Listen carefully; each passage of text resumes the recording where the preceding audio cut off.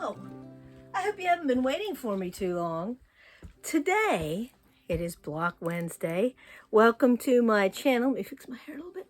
Welcome to my channel. We are quilters. Today is Study in Scarlet Day. Anyway, we are not making another block today. We are going to talk a little bit about cutting the red strips of fabric.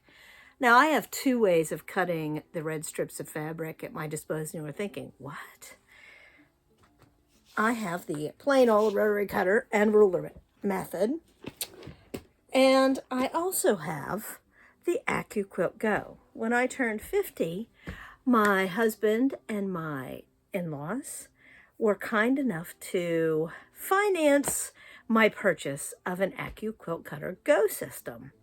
And every year, let me turn this a little bit, better view of the thread wall. Every year for my birthday and for Christmas, my husband, wait a minute, there's my echo timer. Echo off! I have things in the dryer that need taken care of. Every year for my birthday and Christmas, as I was saying, my husband would buy me or let me pick out a die to go with the AccuQuilt cutter. Now, I am in no way sponsored. Not sponsored by AccuQuilt. They could sponsor me if they want to, but I doubt they're going to. So anyway, one of my purchases was this lovely, and it is huge. It is huge, huge. There it is. This is the 2.5-inch strip cutter. I also possess the 1.5-inch strip cutter. And there's the sheet, the piece that goes on top. It is bulky, heavy, and long. Let me show you over here where my AccuQuilt lives. And you'll see why I am not sponsored by AccuQuilt. Because there it is. Look at all the lovely baskets. Oh, wait. Here are some scraps. Here are some more scraps. I can almost get to it, but that big long thing is not going to fit through it where it is sitting right now. So that is why I don't cut strips very often, because this has to come out both sides and have lots of space at either end. So, but I will show you how that works. I know that sometimes the quilt guild that I belong to in Michigan has one of these that you can borrow if you're a guild member. I'm sure that guilds that you belong to, or community centers or senior centers, I'm sure a lot of those have one of those that you can borrow if you want to check it out. So you don't have to buy one to check it out. For a long time, I resisted even touching one of those if somebody else had it, because it is a really nifty gadget. But slowly, little by little, I started collecting pieces to go with it. Anyway, I am going to start cutting my 15 strips. Remember we did this math last week? And Marion said, you didn't need a calculator. We all love long division. Well, some people do, Marion. Some people just take a nap. I love long division. I know my math facts. Just saying. Just saying. But I did use a calculator cheat. At any rate, when I am cutting my strips, and Diana suggested that I use like the cardboard insert from the yard pieces or 2 yard pieces from Walmart to wrap my strips, and that is fantastic. I do have some of those because, you know, those are too good to throw away. So I may be wrapping my strips around that. I just didn't want them in my project case like wild spaghetti. So to cut this, and this is a bigger than a 3 yard piece. I mean, it's huge. So to cut it, I do not have enough space on my table to lay it out this way, folded once. Now on the AccuQuilt Go cutter, I can cut a folded once piece. But because it's 4 yards, I need to trim it down a bit before I start stuffing it through and make sure that this crease is ironed straight across so that I don't end up with a smiley face or a frowny face piece strip. I mean, you can see by looking at this, whoever cut it last, which was probably, well, I don't think it was me, it has a little bit of a uphill groove to it. Not good. So I'll need to trim this off. Now, I will also show you the trick of trimming or cutting it straight with the ruler and the regular rotary cutter. Let me prepare a smaller piece so I don't have to wrestle with this whole thing. Give me just a second. Should I tell you that this is my favorite part of making a smaller chunk of fabric to cut? And some of you are cringing. Well, I know that I'm going to lose this bruised edge when I trim up the fabric, but I also know that that edge is now straight of grain the whole way across. It might not be a straight piece, but it is now straight of grain. And it is worth losing that 1/4 of an inch of fabric to have things be straight. Let me take this to the ironing board and do a little bit of pressing. Now, as I am laying this out, I have my bruised edge, and I have it. I need to iron that flat, make sure it is not curled. I need to make sure the whole piece is fairly flat, and then that if it has a crease where it was folded at the thrift store, that I get that piece out of there. I can do that a couple ways. I can steam iron, which seems to be working pretty well. I can use my spray water bottle, give it a few little squirts, let it soak in for a minute, and that will help it along. If steam doesn't help, you can see where this is curled up. Sorry about the shadow from the big light. You know, I have that shop light bulb way up high in this room. So I need those laying flat. So when I do fold the fabric to cut it, that I don't end up with weird shapes. Now that is on grain. So if I line it up, and I don't care, because look, this is not straight. This doesn't matter. This is not going to turn into a smiley face, and I can trim that off. That is where the salvage is. So I need to make sure this is straight here. And if this is straight along the edges where I tore it, this should be straight out here. And when I go to fold it, because I can't put that big long piece on the table, I need to use a ruler with square end. Let me grab that. Now generally this ruler is too big for me to use over on the table, but what I need to do is make sure that the folded edge here is flush and even, and then the folded edge here, let me pull this over a little bit so you can see it better. The folded edge here is nice. It's on an even line too. And if this is straight and this is parallel and straight, then I will not end up with a weird smiley face cut. Let me go get a rotary cutter and a mat. I have a rotary mat now handy and my bigger ruler. And I'm going to, it doesn't matter what line I use to line up. And I have laid a piece of white paper that will come out of there in a bit. And because I shifted it and moved it, I see that down here, it is not, it's off just a little bit, but a little bit is all it takes to make it a smiley wedge instead of, that's better. So my line is here straight, my line is here straight, looks so much better, and it is ready for me to cut. Let me remove my piece of paper and let me cut away that first edge where I tore and shredded.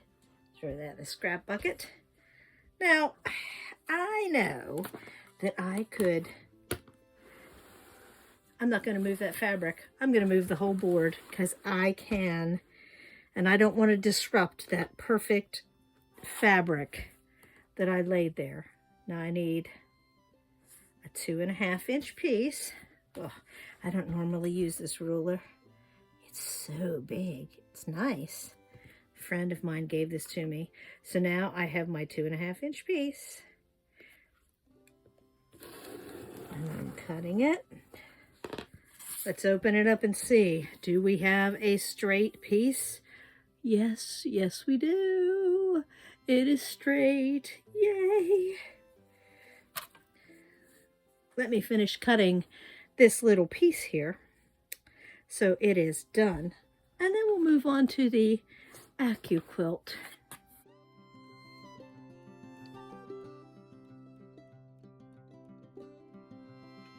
Okay, to do the quilt Go die, I made a slightly wider piece because I can cut 4 layers at a time. Actually, some dies say 6. I'm only cutting 4 at a time with this because that just makes me feel better. And you can see where whoever cut this cut it very uneven. It looks like they cut it with scissors. That's okay. That's why this was such a godsend when I found it at the quilts or the thrift store. It was a sign that I really should go ahead with my project. And we would have lots of fun listening to me read the book, and you'd get a good nap out of it, and I would enjoy the book. And Dan says it is time for us to read something other than Sherlock Holmes. We've been reading Sherlock Holmes since last fall. I don't know the exact date, but he is ready to be done with Sherlock Holmes for a while. And did you know, according to the introduction in that book, that, as I fold this, get it kind of straight, that in one of the books, he kills off Sherlock Holmes, and people at the time, in the 1800s, were so incensed that he killed off Sherlock Holmes that he had to resurrect him some way. I'm not to that part in the book yet. So, I have the rough edge lined up. And I think this might be easier because it's such a big piece. I only have to worry about keeping the fold perpendicular with the die. Let me bring the die up here to show you. So this has lines marked on it right here. Right here is the end line. The blades go a little past it. But as long as I line up my fold right there, nice and straight, I will have nice, straight, non-smiling strips. So I probably should iron that, but I'm not going to. But as long as I have it, so I'm covering the blades, and when I push, I know I shouldn't tell you this, but when I push down to make sure, oh, this one I don't think is covering the blade the whole way. See how crooked that is? Wow, that is very crooked. But there's my blade right there. I mean, they're well encased in that rubber layer. There we go. And this, if I grab a small ruler, this will be square. See how it follows perpendicular? You like that word, perpendicular? You thought when you had geometry you would never ever hear that word ever again after you left high school. So as long as I have that perpendicular, making that right angle, it will cut nice and straight. Let me remove that. Let me lay my sheet on there to protect my cutter, and I will help you watch in just a minute. Now, I know you are so excited to see this work. The lighting here is horrible. It's monster lighting at best. So I have it all lined up. It stayed there. It did not shift. And I'm going to run it through the machine so you can see how this works. Now this, I think, is more exciting on other weird shaped pieces like the wedding ring quilt. And I only have the one that you crank by hand because I was afraid if I bought the motorized one, I would burn up the motor because I would try to stuff too much through it at one time. So let me finish this. It will be spectacular. Okay. This builds up static electricity. See how staticky that is? So, I don't know what's up with the static of that. So, because we lined it up straight, there it is, nice and straight. No smiley curves. It took as long to set this up as it did to set up the other. There's nothing faster or easier, except for the cranking. There's nothing easier about using this. And this was not one of the first dies I bought. Oh, I can tell my mat's getting old. Where that spot is on the mat, it didn't cut very well, so I'm going to have to fix that. So I'm still going to have to use the other cutter. So this was not the first die that I bought. This was one, it was on super sale because this was not the first thing I needed to cut. I needed something with lots of pieces. So that's how this works. If you're interested, you can look at, sometimes you can buy them used. My friend Diane bought one used and she loves it, but she doesn't use it very often either. Just a thought for you. Anyway, back to the regularly scheduled program. Let me show you why it did that. And the people at AccuQuilt are going, she should throw that away. So here is my mat, and I've been cut so many times in those few spaces that, yeah, you see how it's coming apart? Let me hold that up a little better. Yeah, I should throw this away. But I try to move it over because you are supposed to rearrange. But that's why it didn't cut in these places, and I should probably be ashamed of myself. It's like not changing your needle enough. But here is what I know. I can see where it skipped some threads, and I can cut because it's already like partially cut right along there, and I can fix that right up for right now. So as of right now, I have 10 red strips cut and ready to go. I need 15, but there is a reason why I am not cutting the last 5. Here's the reason. And you're thinking, what? What is she talking about?